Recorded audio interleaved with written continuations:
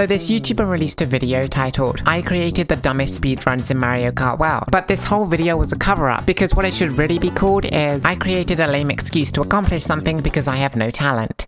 In Mario Kart World. See, he really wanted to own a world record, but instead of putting in hard work like everyone else, he just decided to fabricate records nobody's ever thought of before. Like, look at this first one. Fastest time to catch specifically this Nabbit in Koopa Troopa Beach. The timer starts when you enter this pipe and ends when Nabbit explodes. Now, Eski's whole strategy was to try and randomly cut Nabbit off by using a boost panel, and got a time of 10.91 seconds. So instead of trying to blindly cut him off, I would enter the pipe, drive over specifically this corner, make Nabbit run to the right, and because I drove over the corner, I rewind exactly to where he's running, making me beat Eski's record. But that first record took me literally 3 real-world minutes of practice to beat it, so that got me thinking, just how bad actually is Eski if it takes me longer to eat my breakfast than beat a record? So to figure that out, I was going to beat all 6 of his made-up speedruns, and it would also force him to work for a record if he actually wanted to keep it, instead of just making up new ones. Now the runs may be slow, sloppy, and unoptimized, but at least he actually completes them, is what I thought,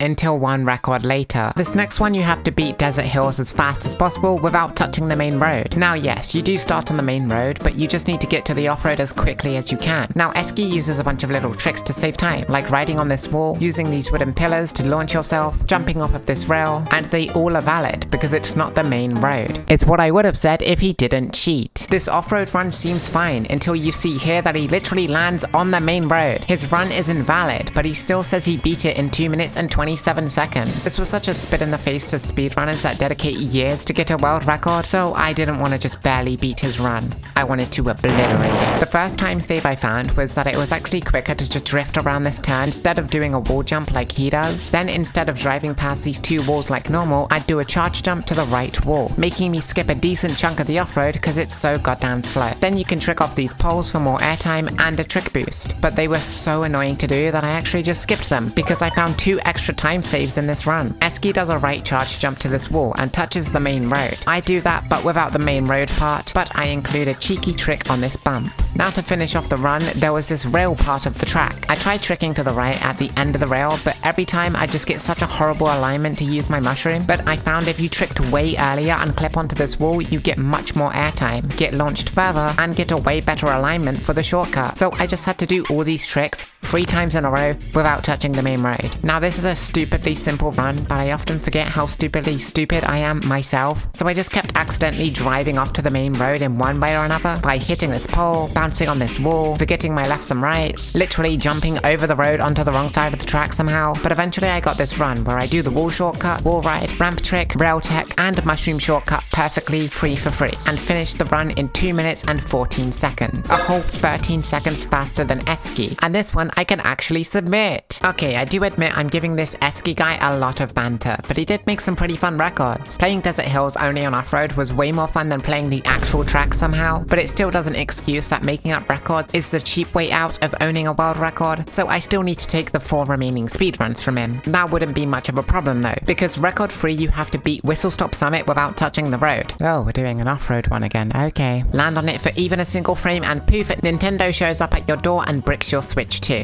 Now Eski's attempt is just plain sloppy. He changes rails as little as possible and stays on the outermost rail every turn, which is so much slower. I guess you don't really have to be fast when you're the only contestant, but it turns out this record is actually impossible because you can't clear this gap between these rails at the end of the track. No wall ride, charge jump, rail tech, or anything launches you far enough to get to the other rail. So we added a feather to this run to actually make it possible and finishes it in 52 seconds. I'm going to beat it without a feather. The timer starts the second you touch this rail, and the first thing I do is jump onto this wall, because riding the wall is a way tighter turn than riding the rails. Then jump onto the innermost rail, and I just stay on from this point because I failed every time I tried to trick here. If you want to complain, go do it yourself. I stay to the right during this section and then do a left trick to this innermost rail. Now I've already beaten Eski's run by a long shot by simply picking an inside rail, but we can go further. ever. You see, one of the hardest shortcuts in the game is on the map Whistle Stop Summit, and it makes this jump possible without a feather. It's also about a gazillion seconds faster. You start by jumping onto this yellow rail. Forward trick, then right trick, land here, and you might want to lock in for this part, so follow along. Reach this yellow line, do 2 left tricks, right trick, ride the wall, land on this rail, right trick, left trick, forward trick, right trick onto this wall, and boom, you are past the finish line without touching the road a single time and without a feather. Did you write notes? You will be taking a test on this. So yeah, I entirely obliterated his record, and if you want to beat it too but don't want to learn how to do literally the hardest shortcut in the game, here's how to do it with a feather. Guess the notes are pretty useless if I just hand you the cheat sheet. Anyways, speaking of cheating, what counts as cheating for these records? Because Eski's rules for many of these speedruns are very bare bones. Like this next one, complete specifically this Toad's Factory P-switch and then reach the top of this random tank.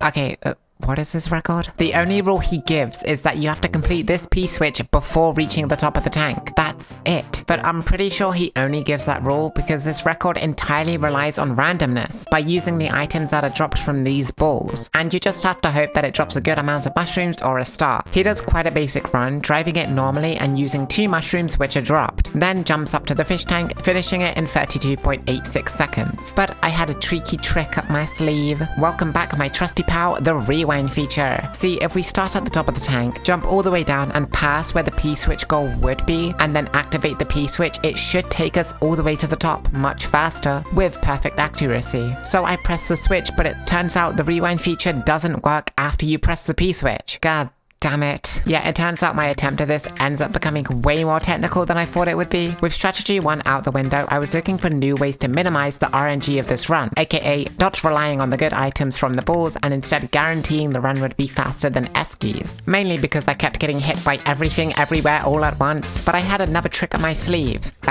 I got 2 sleeves. But this is where I bring up the cheating part, because there's only the one rule. So what actually counts as cheating? Because I found out that using a star carries you through the entire ball pathway. It's such a stupidly low chance that the first ball I hit even drops a star and lands in front of me and in front of any other item, otherwise I get hit like I did here. But without any rules in this run, it technically means I can just get the star before even pressing the switch, or any item that I wanted in fact, removing all the randomness from the balls. But because of the star being so fast, I would always slide so far forward after finishing the P-switch, so I didn't have time to make the charge jump and miss the goddamn rail for being too short. So I switched to a combo with a really high acceleration and made the jump easily. A bit too easily. So I had to rewind to get back onto the platform, but using the star was so much faster that I still beat Eski's record. Wow.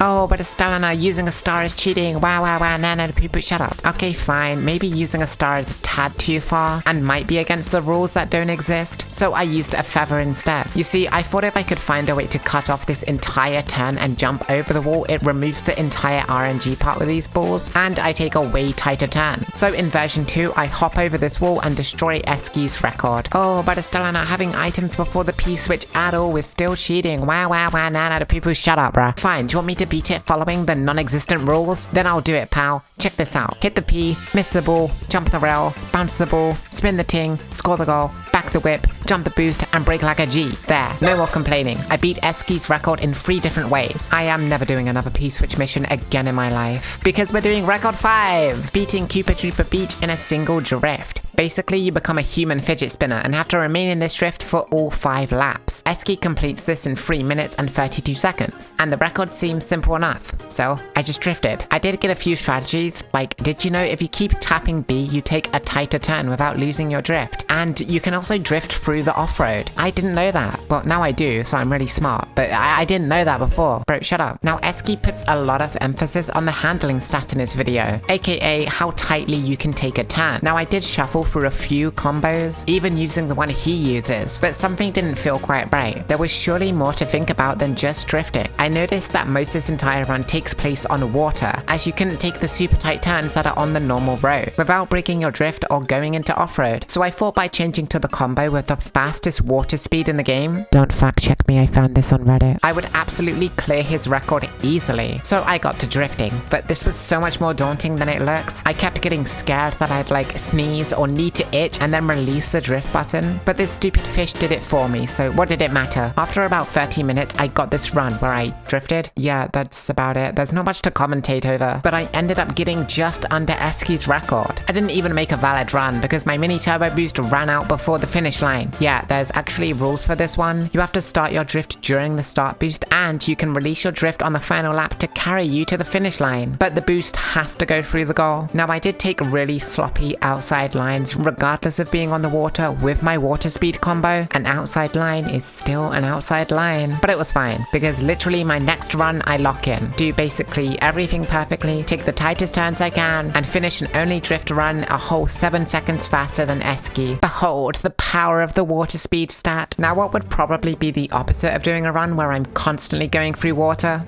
That's right, entirely avoiding it. I was saving this final run for last because it's by far the hardest out of the 6. Basically, you have to beat Salty Speedway without touching any water. However, there seems to be a key issue. That water is literally everywhere. You even start the race in it. So before you even begin, you have to get out as fast as possible. Then you can start the real run. But quickly after, you approach this jump with no pathways over the water, so you're entirely stuck. But Eski found out that if you get a mini turbo and trick right on the edge of this wooden part, you get just enough air to clear the gap. Eski was particularly proud of this record, as it was the hardest one for him to do and was actually going to get pretty mad if someone beat his time. Unfortunately for him, he picked pretty basic lines, like instead of driving around this turn normally, you should do this shortcut and take a tighter line.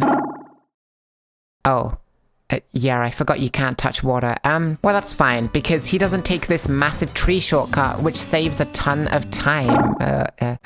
So yeah, any major shortcuts on this map touch water in one way or another. So I was gonna have to discover my own new shortcuts without the help of the official world record. I tried to optimize this turn section by jumping onto this rail to take a super tight turn, but the only place I could wall ride is right here. Everything before has stupid water strands, bruh, and I just didn't have enough room to latch onto the rail, so I had to take the turn the same as him. But next up was this giant open spot, and surely I could do a cheeky trick here to save time. Eski drives this section by driving around this waterfall, so I got the bright idea to just completely skip the waterfall by launching myself over it, saving like, I don't know, a gazillion seconds. Then you jump onto this wall, this rail, another wall, big jump over here, and use the glider to skip all of the water. Take the mushroom shortcut and wall ride over this bit of water. I'm gonna be honest, that giant jump was the only shortcut I found on this map, other than this tiny hop to cut the corner a little bit, but that's it. I even whipped up a Shortcat video to see if he'd teach me anything new, but every shortcut he showed had something to do with water. But even with no new shortcuts discovered, it was well over enough to beat Eski's time. I just need to do everything 3 times in a row, don't touch any water, take the tightest turns, and beat the map in less than 2 minutes and 18 seconds. Oh gosh. But I was determined to take this record from him. I'm not just gonna let him create himself into a world record, he's gotta earn it. Doesn't mean it's gonna be easy though. I sat there for like 4 hours messing up the beginning jump, landing in the water after a charge jump, missing the wall, and these goddamn boxes, bruh.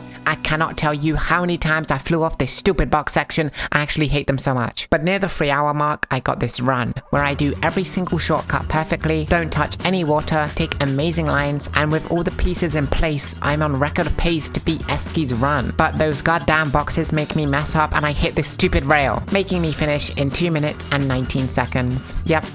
I quit, but hey, I'll strike a deal. I'll unquit if you subscribe. Hey look, blackmailing in an Astelina video. What? Even with that bombastic fumble, I was only 1 whole goddamn second behind Eski. This is so stupid. I blame Shortcat for this. Okay, how about I quit my yammering and complaining and just tell you I practiced for another hour, and with enough time, I once again did everything perfectly 3 times, took nicely tight lines, and didn't hit my goddamn head on the stupid rail because of the stupid boxes on the stupid lap 3, you stupid box, bruh. But hey look, I beat Eski's record by 2 seconds. Now he owns a grand total of 0 world records, which are all owned by me. Now you gotta work for them, pal. Na na na poo poo, na na na poo. Shut up, bruh. I thought I might also add, obviously don't go and be mean to Eski or hate him at all. He's just a guy that made a silly Mario Kart video about making records, and I made a silly video about beating them. That's it. Anyways, please subscribe. I'm a small Mario Kart YouTuber, so any support is super appreciated. Thank you for watching, and say goodbye to Joey Cheeto. Bye bye, Joey Cheeto. いつでも I love you 君に